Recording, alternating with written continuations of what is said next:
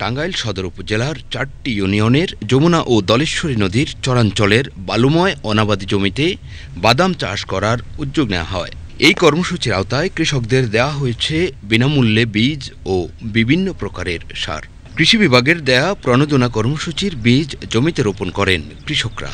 কৃষি বিভাগের কর্মকর্তাদের সার্বক্ষণিক পরামর্শ ও কৃষকদের অক্লান্ত পরিশ্রমে বাদামের ফলনও হয়েছে ভালো। বাদাম চাষ সহজ এবং লাভজনক। অনেক কৃষক বাদামের জমিতে সাথী ফসল হিসেবে ঔষধি গুণসম্পন্ন মূল্যবান ফসল তিসি চাষ করেছেন। বাদামের পাশাপাশি তিসি বিক্রি করেও অনেক টাকা আয় করার আশা করছেন কৃষকরা। কৃষি অফিস থেকে আমাকে 15 কেজি বাদাম বিভিন্ন ধরনের 5-6 আইটেমের সার দিয়েছিল।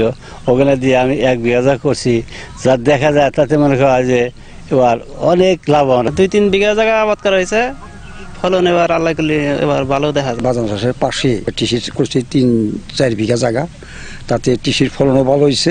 এবছর সদর উপজেলার 4টি চরাঞ্চলে 50 হেক্টর জমিতে বাদাম চাষ করা হয়েছে।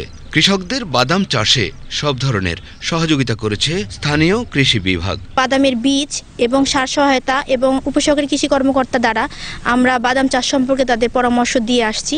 এতে এই বাদামের যে চীনাবাদাম বাড়ি চীনাবাদাম নয়, এই জাতটা পেয়ে কৃষক অনেক খুশি। বৃহত্তর ময়মনসিংহ অঞ্চলে ফসলের নিবিড়তা বৃদ্ধিকরণ প্রকল্পে আমরা বাড়ি চীনাবাদাম 9টা জাতটা দিয়েছি, যাতে এই জাতটা দ্রুত সম্প্রসারণ হয়। আবহাওয়া অনুকূলে থাকলে এবং বাজারে ফসলের ভালো দাম পেলেই লাভবান হবেন কৃষকরা।